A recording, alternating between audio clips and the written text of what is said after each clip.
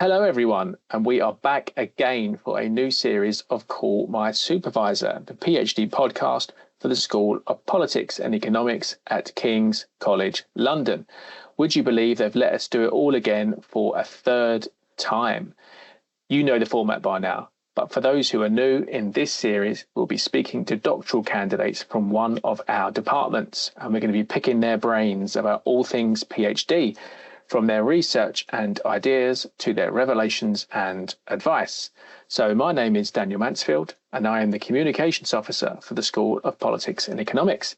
And it is my great pleasure to introduce our guest for this episode, Cristina Ramirez, a doctoral candidate studying with the Department of Political Economy. Welcome, Cristina. Hi, Daniel. Thank you for having me. So without further ado, let's launch into it. And I'm going to ask you to introduce your research by giving us the title and just a brief overview. Yes, so my research is the undermining by populist leaders of electoral institutions, a case study of the US and Brazil. So in other words, I am trying to measure how the causal relationship between institutional design and democratic resilience when it comes to electoral institutions. And I'm using these two case studies, which is the US and Brazil, and specifically with the populist treatment would be Donald Trump and Bolsonaro. So I always try to describe it as an engineer trying to measure this huge building, or two buildings, one that was built in a seismic area and one that was not built in a seismic area.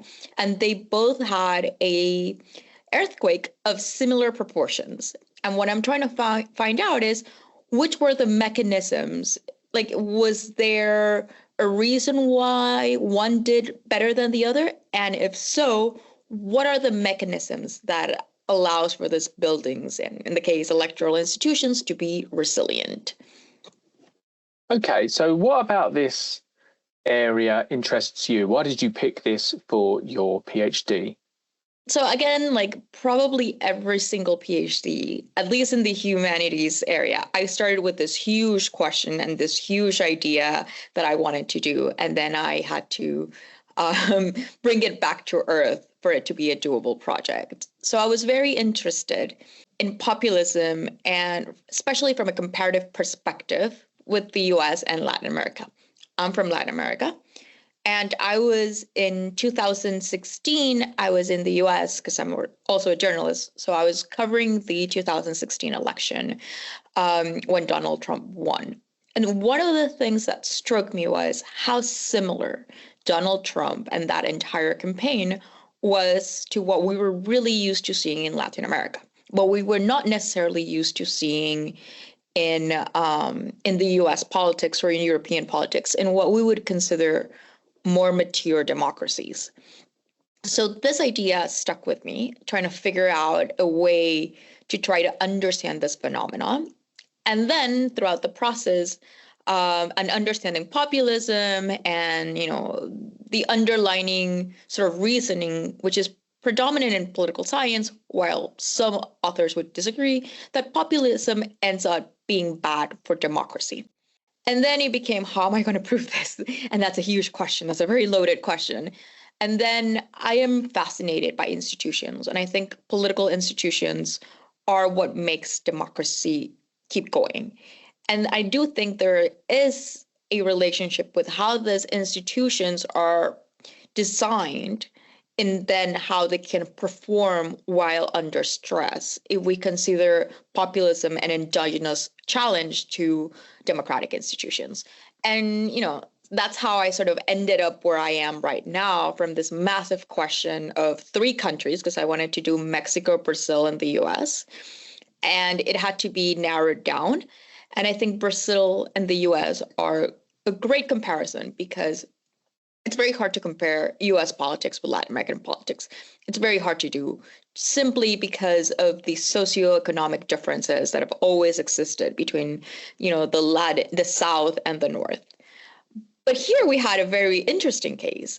Brazil, as the US, is a federalist country. It's a huge country. And it has a very decentralized federalist system comparable to the US, to the point that after the democratization process, the first constitution of Brazil was actually copied or mimicked after the US Constitution.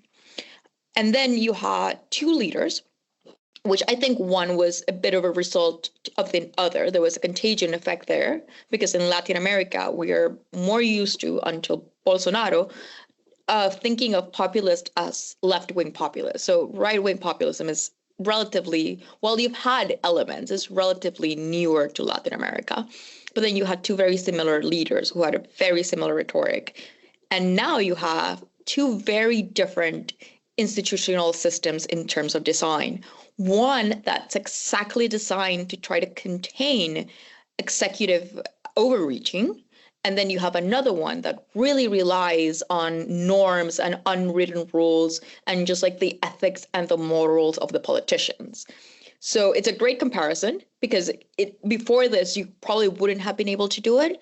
And I think it's a different shift to how you look at, from a comparative perspective, of the constitutional traditions of both countries. Okay, so you mentioned there that you started out with this big, broad question. You were thinking about Mexico as well. What's the process like taking this big, broad issue and narrowing it down to just the two nations? Is it a process of realizing, oh my God, I've got so much work to do? Is it a process of speaking to your supervisor and they say, look, this is too much. Why don't you focus? How was that for you? This process was very long. And I think if I go from the minute I was even writing my proposal to apply to a PhD to what I have now, which is a workable research question, it was more than a year of narrowing it down. The three countries was the first thing that I had to take out. This was a very simple conversation with my supervisor saying, yeah, this project, because it's mostly a qualitative project, not a quant project. If it was a quant project, you could have had many countries. But because we're studying the causal mechanisms, it's much more labor intensive in terms of, qual research. It's like you would need basically, 8 years to be able to get this done. That was before I even applied to the PhD. And I was like, okay, that could not be done. And I think my process, the way I started thinking about it, and I think this happened in the run up to my upgrade exam, and especially in my first year in the PhD, is I have great ideas. Okay, but then how am I going to prove this idea? Is this a workable research question that can be proven? In that entire process, then of course, you start yourself to narrow it down because you could say, I really think I have something here. Yes. And this is a shift from my way of thinking as a journalist to my way of thinking as an academic. But is this provable? Is this a working research question?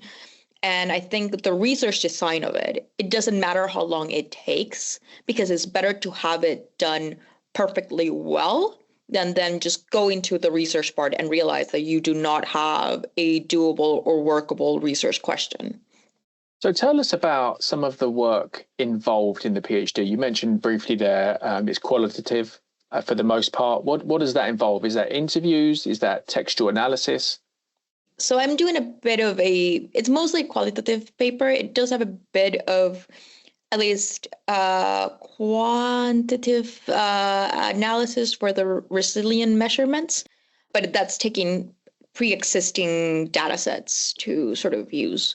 And then qualitative work, I'm doing what it's called process tracing, which is I'm trying to, as the name says, trace the process and sort of find the causal mechanisms of how a process came to be. So you do that, the way I'm doing it, the way my plan is structured is first it starts with a historical comparative analysis when I just go back to the background of both countries and how their systems came to be. And then a little bit of how the Trump and Bolsonaro strategies developed in regards to their undermining of electoral institutions. And after that, then you go and you find variables and where you think you can measure what happened and then find if there's a causal relationship that talks specifically, in my case, about institutional design and two variables, which is apolitical and decentralized, and see if there's a relationship between that and then the other part, which is the measurement of resilience. And for the measurements of resilience, I've sort of used existing democratic measurements. So I've used VDEM datasets and the perception of electoral integrity datasets. And that's how it's been done. And for that to have a bigger implications, then what I've done is I've gone back to all of the Americas, so all the countries in the Americas. I've tried to classify their electoral institutions, with my two variables. Is this a independent, mixed, or dependent of political parties? And are they centralized or decentralized? And they all have a measurement of resilience, and then pick of that group what would be like your treatment group, which would be the ones that have had populism, and see if there's any effect in the existing measurements. Okay, so you mentioned that you're a journalist. You're also working heavily in academia. Switching from one to the other in terms of your writing, academic writing and journalistic writing are very different. How have you found that? Is that a struggle for you, or do you find that fairly easily? It was a struggle for me the first year.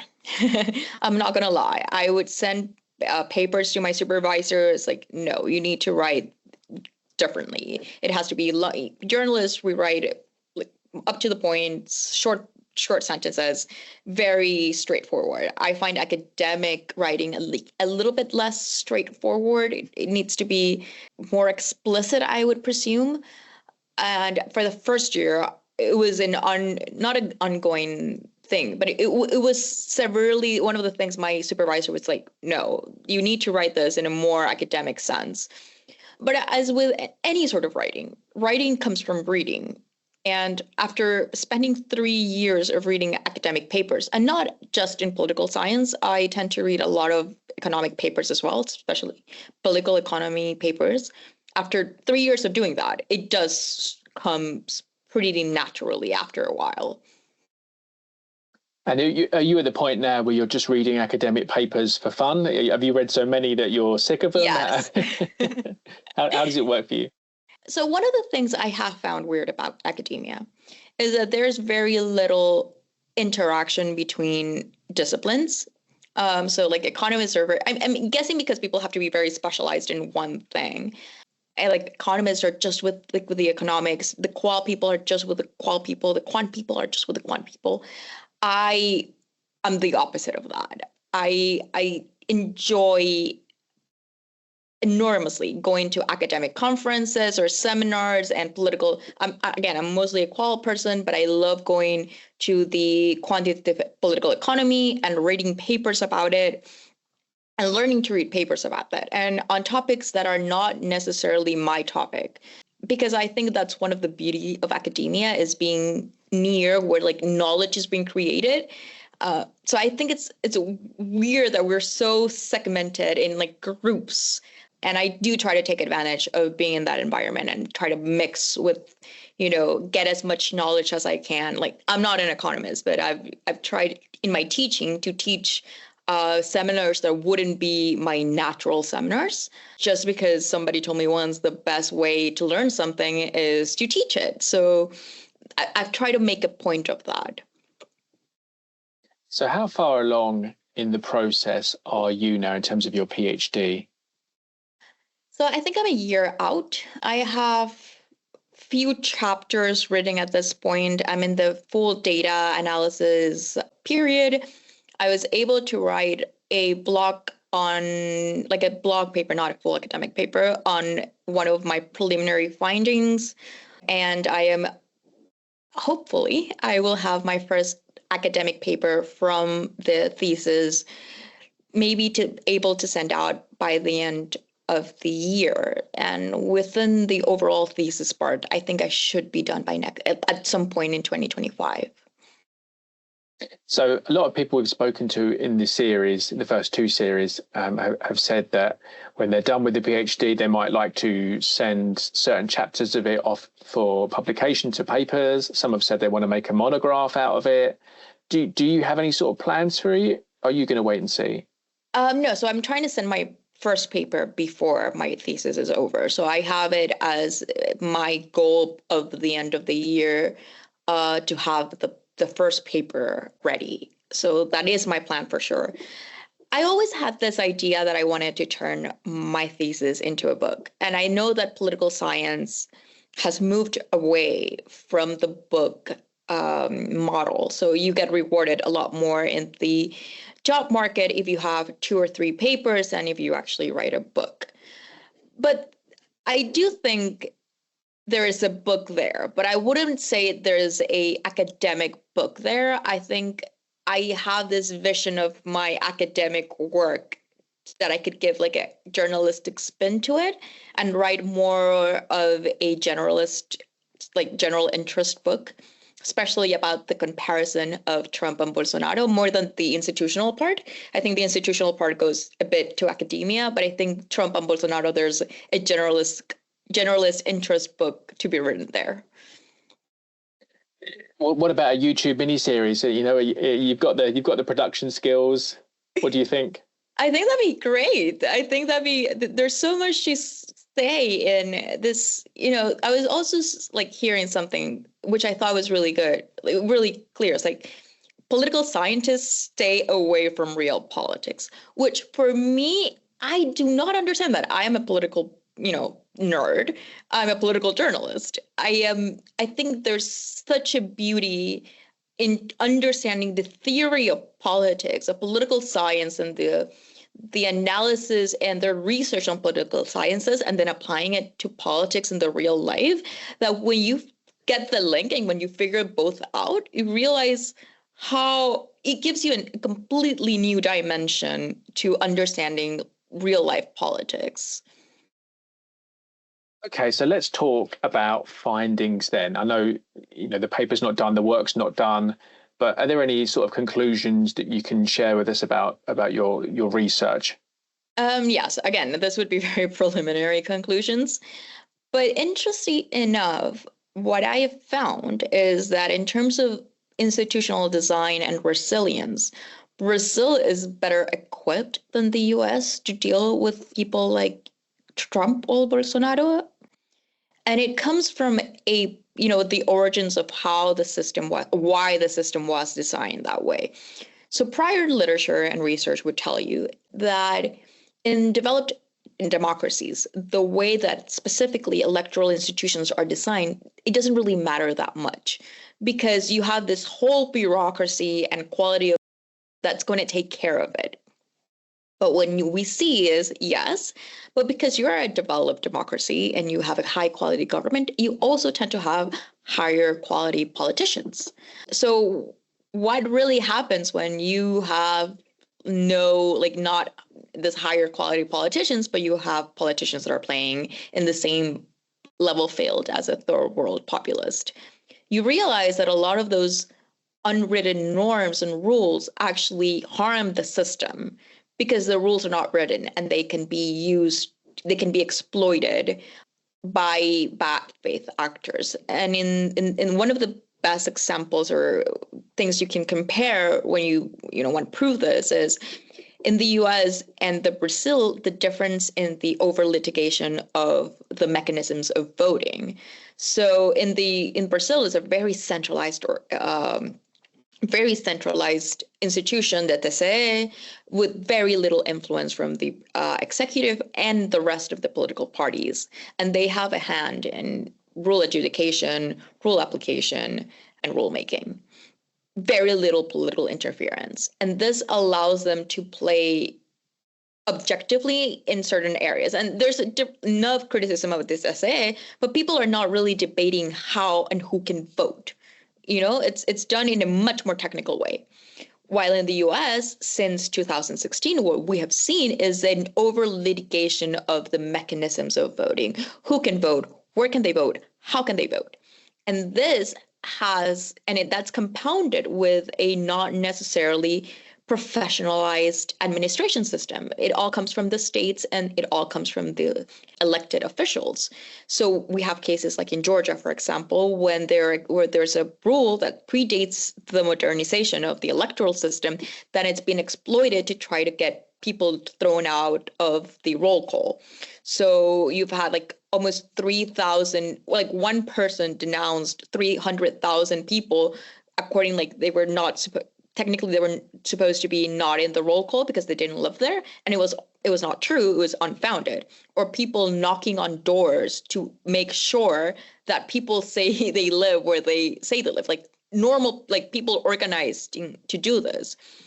And it doesn't really amount to much. They're usually quickly dismissed, but it does create a burden to the state. And this can be done because there's so many loopholes in such a widespread different legislation that varies from state to state.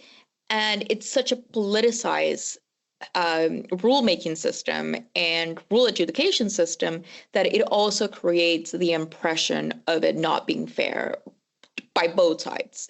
So that's one of the things that you would think. But yeah, so Brazil's system, which is a much less mature democracy than the US, you would think would be worse off or worse prepared to deal with a guy like Bolsonaro. And that's the other way around. So efforts that we've seen from Trump to sort of undermine institutions, to, question validity, the American system is less well adept at dealing with that than the Brazilian system, which is more shielded from those sort of attempts, would you say? Yes. And it's not also that, but one of the things that you find in terms of the mechanisms of undermining is that because the system is designed in the US the way it's designed, it craves incentives for other political elites to want to continue undermining the system. While in Brazil, it's very, very hard to do because of the power that the TSE holds. For example, again, the Liberal Party, the party of Bolsonaro, tried to present a lawsuit against the elections, and they wanted a bunch of elections to be voting machines to be ruled out. And the TSE was like, can you prove this? No. And then not only did they dismiss the lawsuit the same way the U.S. judicial system did, but they also fined the party, and they froze the assets of that party until they paid the fine. That creates very little incentives for other supporters of Jair Bolsonaro that still has a significant amount of support in Brazilian politics to want to continue this lie. So it was just like, no, done. This is it. Even though, like Trump, most of Bolsonaro supporters do believe that the election was stolen. But there was no incentives for the political elites to continue that lie, which is not the same thing that happened in the US. Remarkable that they seem to have future-proofed their electoral system, Brazil, in a way that America's having to sort of retrofit protections. Don't you think? I think the Brazilian system dates back to the 90s. It comes down before, because the TCA exists even during the dictatorship. And actually it of course, it had a different role to play at that time, but it was still a very fairly credible institution. And because at that time it was still a credible institution, it was one of the crucial things that allowed the democratization process of Brazil to happen the way it did. And they have done great advancements in electoral technology, for example. Their application of the electronic vote has had even unintended positive consequences. There's great research by economists how the incorporation of electronic voting actually incorporated a lot of people that previously did not vote, that they were disenfranchised, actually now vote because they couldn't read or write, so they didn't want to go vote. But now it's so easy. You see the picture of the character, and there's no way to annul your vote because you voted it wrongly. It has very positive unintended consequences, and it's very safe, as it's been proven because it's audited all the time. So yes, the thing is, the US was not used to dealing. Strongman, populist strongmen who want to overreach their power has been the bread and butter of Latin America for 100 years. No precedent before Trump. If you go to Ziblatt's and Levinsky's book, How Democracies Die, they would tell you that no precedent before Trump. They have 4 characteristics of an authoritarian populist. No precedent before Trump even got more than 1. Trump had all 4. So it is an unprecedented character that has created under him a bunch of unprecedented characters that either by conviction or, political interest have continued to undermine the process, or at least try to undermine the credibility of the institutions.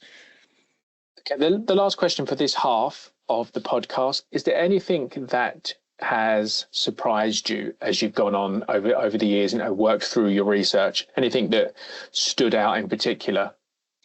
Yes, because when I first started, and I started with this concept of institutional design, I wasn't really referring to electoral administration, which doesn't sound like a very sexy topic. I was very interested in having like populism and democracy and how is it undermining. But then the more you understand it, it is a lot of the groundwork of people and public servants and good bureaucracy that allows democracy to keep going. And I think that is something that I didn't really look at it that way. Like a public administration, especially electoral administration, doesn't sound like a very interesting thing when you look at it in the back, because it's such like groundwork. But then when you look at the impact that that has and the overall state of your democracy, it's astonishing for me. Fantastic. Cristina, thank you so much for chatting to us for this first half. We're going to take a quick break, and then when we come back, we're going to talk about your personal experience of the PhD. So stay tuned.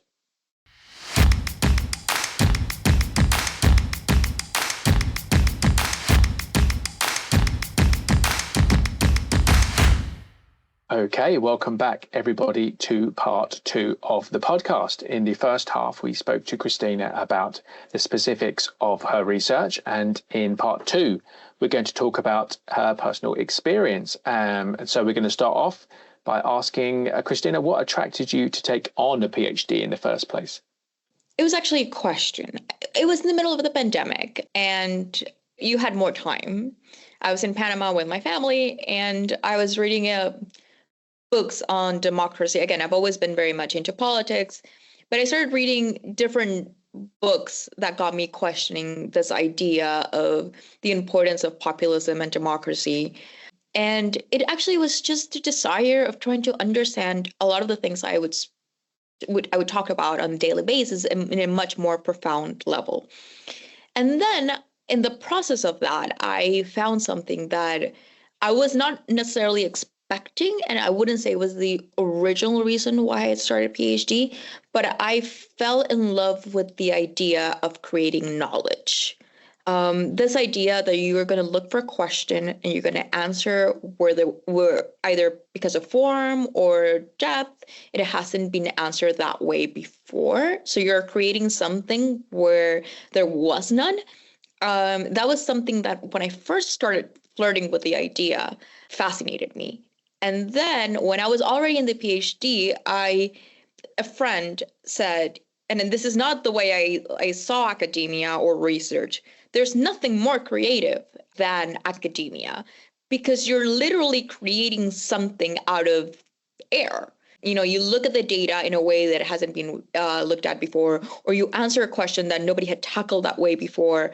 And that is a process that I completely fell in love with. Okay, how different has it been to what you expected, or did you head in with no real expectations at all? I would say that I was pretty well warned, I want to say, of how it would be. I knew it was not going to be a straightforward process. I know that unfortunately as much as you wanted to organize yourself and time things, it doesn't necessarily always work that way. And something that is very true is that a lot of people, especially outside of academia, think that people with PhDs are very smart. And PhDs is a reflection of being intelligent. Actually, no. Is a reflection of being resilient and being disciplined and being persistent. And I was fortunate enough that one of my very good friends had already just finished his PhD in political science. So he and I spoke a bit about how the real process goes, and how it's not as straightforward. It is a roller coaster of work, of emotions, of I am never finishing this. This is, I cannot do this, to, okay, I can do this. I just have to take it day by day. I knew it was not going to be a straightforward process, and that's exactly how it's been, not straightforward. Did you jump straight from your master's into a PhD, or has there been a gap where you've done some work, you've had a think about different things, and then you decided to go back to academia? How did it work for you? Yes, I had a huge gap, almost 3.5 years. So after I finished my master's, I did flirt with the idea at the beginning of maybe getting a PhD. And I just finished my dissertation, the master dissertation. I was like, my supervisor at that moment, which is one of my current PhD supervisors now, he was like, but you have to be very clear that the life you've led right now while doing your dissertation is very similar to the life you would lead as a PhD candidate. So I flirted about it a bit, but then not really. So it was not in my plans when I finished my master's. 3 years passed. I worked as a financial journalist in London, and then I went off to work in Spain for a bank in their communication department. And then I started in 2020 came around, and I started doing media again, which I had been away for a while. And again, the pandemic happened and you had a lot more time to think about things. Take a look, like a step back into your life and, reassess. Are you doing what you want to be doing? Are you happy with what you're doing? What else can you do? And I think it was sort of that process that eventually led me to consider doing a PhD, and then it happened. So you talked about the sort of the roller coaster of the PhD, the emotions and the fraught nature of wondering whether you're going to finish. What has helped you through that process? The people around me.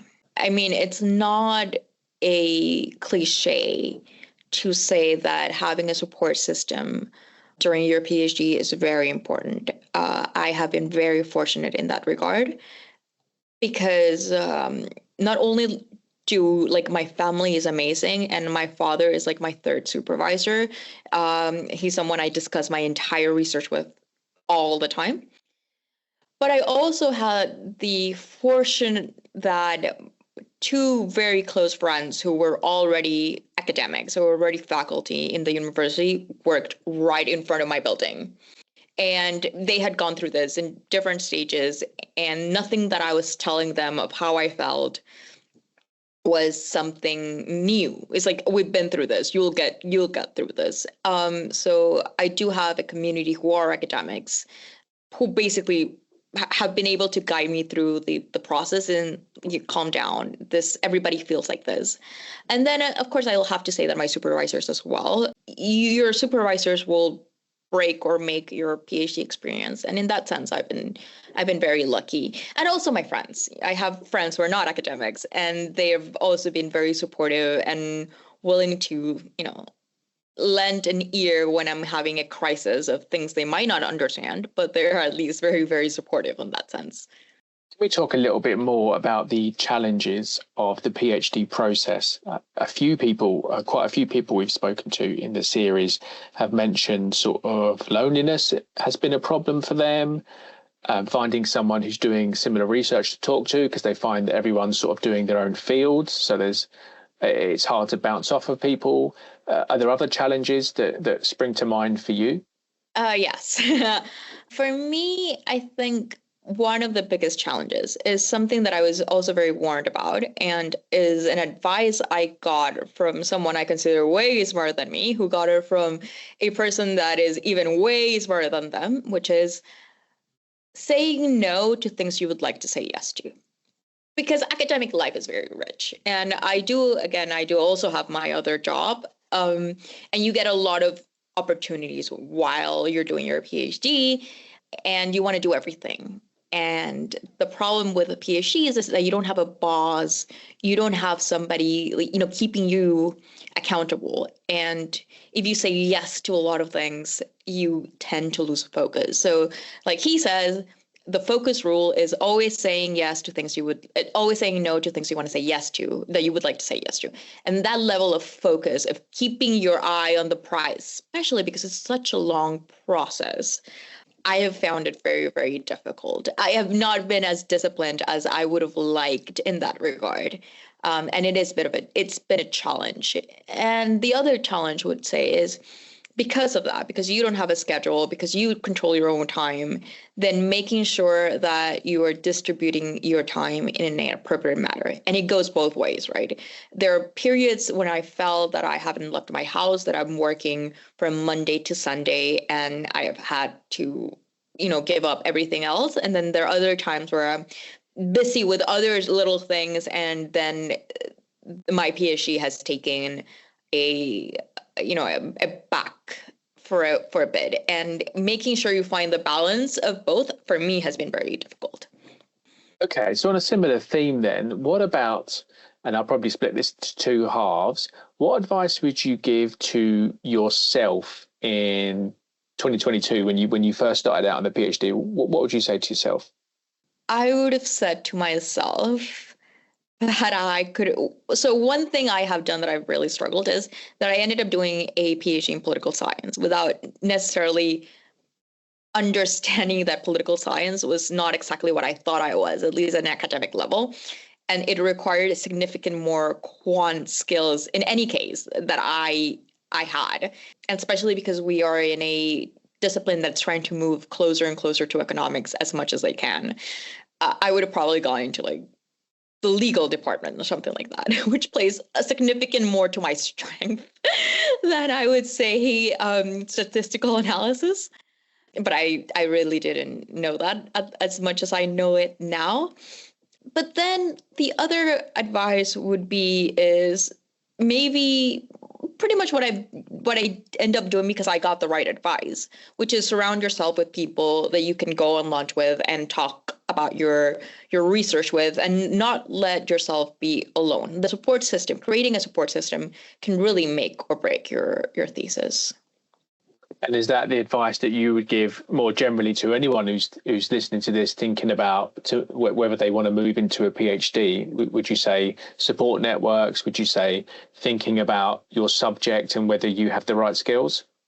Yes. And also, I would also give this advice because I think in that sense, I did do the right thing, is like make sure you're very, very obsessed and love your topic, because 4 years, 3 years is a very long time to be working on one thing. And make sure you really love it, because there are times you're going to really hate it. So make sure you're completely fascinated by it. I think that's very important. Don't pick a random topic just because you think it's cool right now, because after 4 years, it's a long time. Make sure that deep down, the depth, the core of your subject is something that really fascinates you. If not, I think you would struggle. And then, of course, to anybody who's doing a PhD, I will give the same advice that I was given, that I have not taken as seriously as I should, which is prioritize, focus, and say no to a lot of things you would like to say yes to. Some of the people that we've spoken to in the series have had to learn new skills sort of on the hoof or as they've gone. And you mentioned there that you weren't as prepared on the sort of statistical analysis side, on the quant side, as you thought as you expected. So have you had to learn how to code? Have you had to learn how to do regression models? What's been new for you? Yes, I have a much better understanding of terms and concepts that I was completely foreign to me. I have a very, very basic understanding now of R and running a regression and cleaning data sets, which is something that I did not know 3 years ago. I basically didn't even know what R was before I started PhD. So my knowledge of that was zero.